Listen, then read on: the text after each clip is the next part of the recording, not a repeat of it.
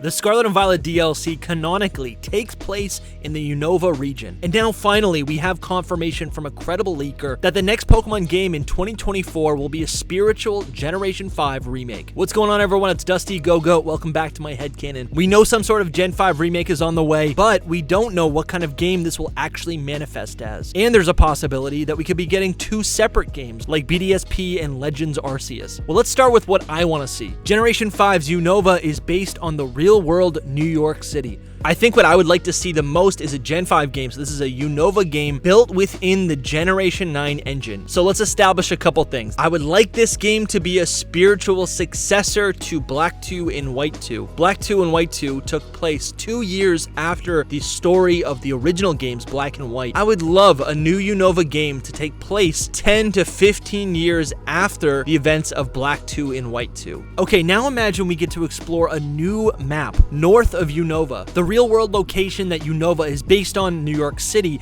is really just maybe 5% of the state of New York. If we go north of this location, we could be looking at an exploration of all these locations inspired by the state of New York, and with the return of a region that's based on New York, I would love to see some towns and areas pop up that are based on New England states. Come on, who doesn't want to see a New York versus Boston rivalry? I would love to see the Pokemon version of Niagara Falls and an exploration of whatever lies beyond the Canadian border. Some new major cities could take inspiration from Toronto, Ottawa, Montreal. The idea here is that we're playing around with a brand new generation style game in a region that we are familiar with, which has never been done before. We've had remakes, sequels, and prequels, but never an entirely new game in a familiar region within the same timeline. I want to see familiar characters and geographical locations. I want to see how those things have changed over time, over this 10-year gap, but I also want to see new antagonists. Maybe there's another organization other than Team Plasma. And of course, with every new Pokemon game, we get new Pokemon, new forms,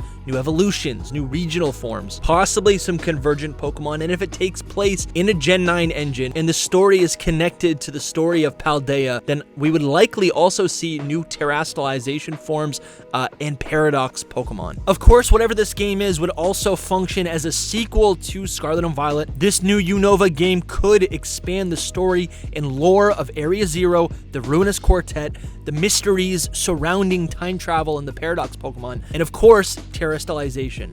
This is my wish list, but the truth is there's a lot of uncertainties. What I want to do today is discuss the logistics of what kind of game we can expect next year, as well as some additional theory crafting. Let's get into it. Black 3 and White 3 sound dope, and spiritually, whatever this game is, it has the potential to be that Black 3, White 3, but they'll never in a million years call it Black 3, White 3. All of that needs to be is like an additional story that continues the story. Legends Kyurem would be any sort of time travel, right? So I feel like whatever this new game is, it could easily have both of those elements in it. That is another thing I need to bring up. I don't know why people have to have Legends being time travel. Yeah. It's the style of game. It does not have to be every time someone mentions Legends, it's like we're going back to the past. No, you could go in the future. I'm imagining the Gen 9 engine, you go through the time machine, it brings you to a Unova from a different point in time, and it's like there's Paradox Pokemon because you went through time travel. Like, how crazy and cool is that? What if it's just like a mix of all of them? I think spiritually this will be Black 3 and White 3, but it won't be called Black 3 and White 3, because if they call it Black 3 and White 3, that implies you have to buy Black and White, Black 2 and White 2, like you have to have played those games. And they're not going to do that. And that's, because the DS systems you can't really find anymore. The games are too old. The game itself you can't really find anymore, at least not for cheap. They could call it Pokemon Legends Kyurem, and it is just set 10 years after Black 2 and White 2. Which is in the future. There's so much more to Legends than just it was back in time. It was a certain art style. It was a certain play style. It could easily be that route. I don't think that it has to do with the setting. I think it has to do with the actual game that it is, which is an action adventure game. That's what Legends is. Maybe it tells a tale. But I think that makes sense. I don't think it has to be like, oh yeah, we're going to the past or we're going to the future. I love the idea of a new Gen 5 game. I want to say it's going to be a new engine, but I'm like, it really could be the Gen 9 engine. I think we've all given up hope that like we're ever gonna get like a current engine remake ever again. As long as it doesn't look like Paldea again, I'm good. Like, but I think it will be improved. I think they're gonna have an extra year of development time. This will be a new story set in Unova. Like Legends was a new story set in Sinnoh, rather than, I've played Black and White. I've done that story. I'd prefer, if I'm going back to Unova, it to be a story that's going to surprise me and not, I'm going to go to the top of this tower and N's going to summon his Reshiram. And, I like that it'll potentially be a brand new take. Everyone wants to dream the biggest dream of this Unova remake, whatever. Right. It will have limitations. Oh my gosh, like it's only a year from Scarlet and Violet. Like obviously it's a different team or even developers that are working on it.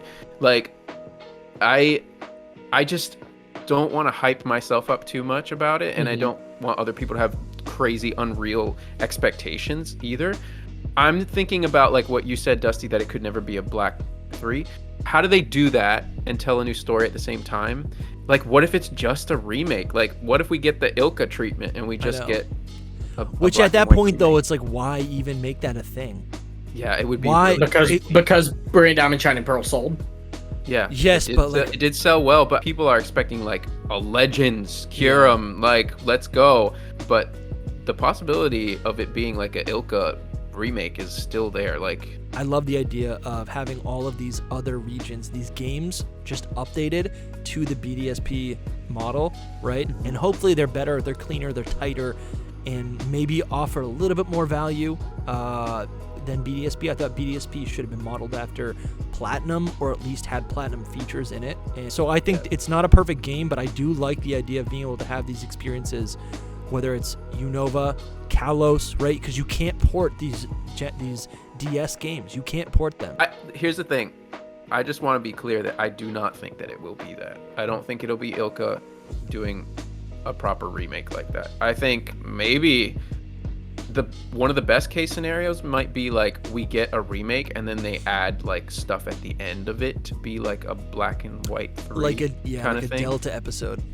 Yeah, but even longer, I think. So, it's going to be different. I don't think it's just a proper remake, but we're talking about Black and White remakes, I think, is an important thing to mention. Every game since Pokemon X and Y, with the sole exception of Brilliant Diamond Shining Pearl, which, important to note, that wasn't even made by Game Freak. Every single game has given us brand new Pokemon.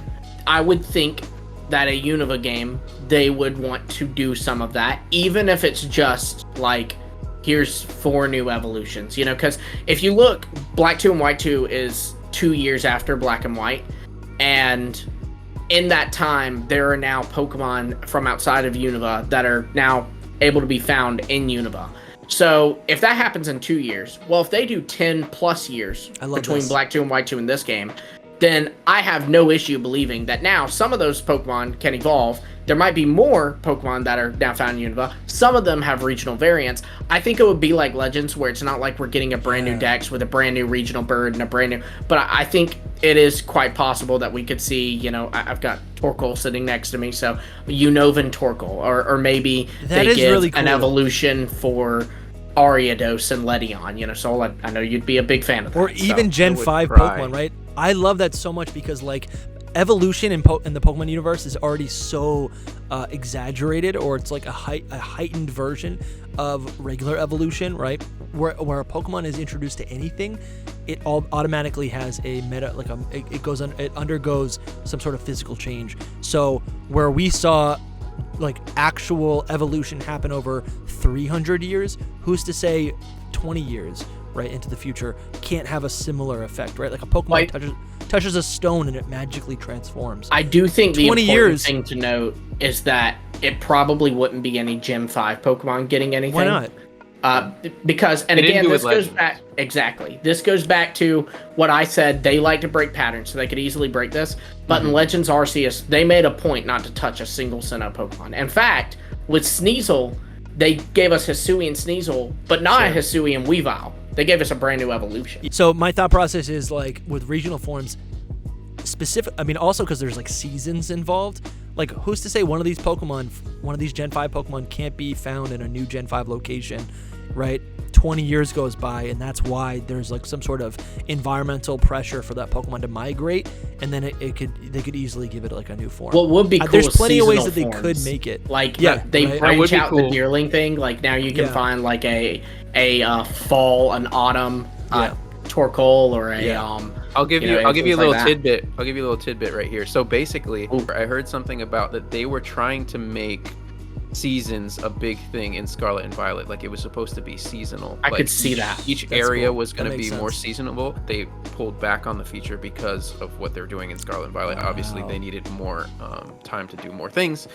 That they were just basic things. This is not confirmed, but I heard something about this. So it's a possibility. Don't go running with it. And it does look like we're going to be seeing something like that type of feature implemented in the Blueberry Academy with that shifting biome. Yes. So that's a whole nother thing. Is actually that whole terrarium.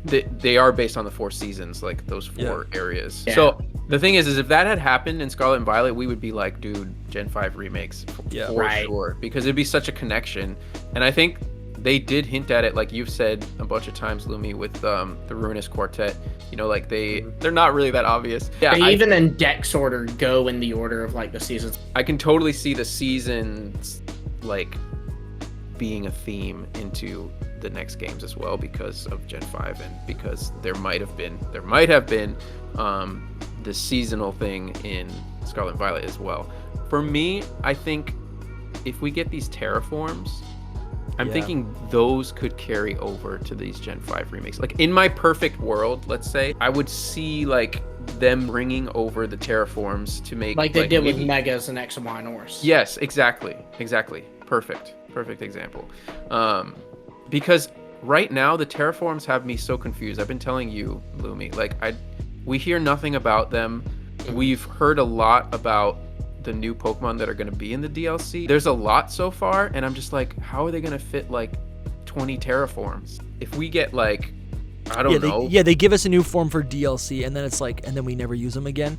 I know that's one thing. Like, we're getting it for DLC, which is like, which they did that in the Crown Tundra, right? We got new right, forms but we had for the Gigantamax the whole time though. We had Gigantamax for the entire generation. This is a new thing. This is like, imagine Sword and Shield only had Dynamax, and then suddenly the DLC adds all these Gigantamaxes. If we are getting new forms in the DLC, like, and that's what we've been thinking about for a couple months now, I feel like that is a pivot. That's like a strategic thing where they're like, okay, no one was really excited for new Gigantamax forms in Gen 8 DLC, so what if we hold off Gigantamax, only give them the Dynamax equivalent, which is Terrastal, right? And then we give them the new forms, so it's like an entire reveal for DLC, which is equivalent to like, you know, that's like in their mind, I think they're thinking, oh, this is equivalent to like a form change or something, like a new Pokemon in DLC. I think they're trying to save a big reveal for DLC, and that would be what their intention is. But what you're saying, which I agree with, it's still like, I don't care if I can only use it for DLC. That's still like, it's too limited. It's like, why introduce it so late in the game, right? There's really to never so much have to it think return. about. Yeah, because then I was thinking about the meta as well. Like, okay, so it's gonna be fun for competitive for like a year, and then are we gonna get Unova new games, Gen 5 games, and then we're gonna go to that meta, or you know, like, how does think unless I think we would, because we didn't move to Brand Diamond Shining Pearl or Legends Arceus for that meta. Right. I agree, but what you guys are saying work, is that Ilka, you're saying BDSP isn't going to be what this game is going to be like, right? I'm still assuming. It could be. This is all pure speculation, dude. If Unova was the new game and it was built in the Gen 9 engine or whatever, right? And it's not limited like Legends or BDSP, and it's actually a full-fledged game. Unova is a great region for that. I feel like Johto would be kind of limited, but Unova is massive. There's so many about for competitive or for the forms? For everything. For like, because what used to happen was, like, let's say for Gen 4, right? Sinnoh was the core game, right? The meta happened in Gen 4, and then when the Gen 2 remakes happened in Gen 4, that became the new default, right? Everyone like they transferred all their Pokemon to Heart Gold, Soul Silver. There was all these new things for training up and whatever. I feel, or I'm thinking like ORAS. ORAS was another great example where like everything was centralized in the Gen 6 engine, and then when ORAS came out, that was the new competitive game. That was the new hub game, right? And it was backwards compatible with those other Gen 6 games. So the vision that I'm having for these Gen 5 remakes is a fully fledged Gen 9 engine, but it's a Gen 5 game in Unova. You can still trade and you can still battle with the Paldean games, but like Gen 5 is now where the rest of Gen 9 exists and coexists. We didn't have that in Gen 4, but we did have that in Gen 3. We also actually didn't have that in Gen 7 because Let's Go was like a bonus game. BDSP was a bonus game. Legends was a bonus game. That's what I'm bringing up exactly. Is like, is this a bonus game? I don't know, but I feel like if it's gonna happen, it's better than Kanto. It's better than Johto. It's better than Hoenn. I don't know if it's better than Johto, but I'm not saying it's better. I'm saying like there's more things in Unova historically. Yeah, it is better environmentally. Like it's a giant region. Diverse. It has a desert. It has snowy mountains. I get that. It has an electric cave. But there's also battle facilities, right? And there's all these for like a Pokemon game, there's so much to explore, and I feel like it would be as big and as I feel like it'd be as full of an experience as Paldea was. I want to agree with you. I'm hoping that's true. I'm like doing both, I'm just trying to think like realistically and like, you guys know me. Great, you're still listening. If you like this style of content, you can subscribe to the channel. And if you go into the description, there's a link to my weekly Pokemon podcast. Again, thank you so much for watching. Love you guys. Arceus bless.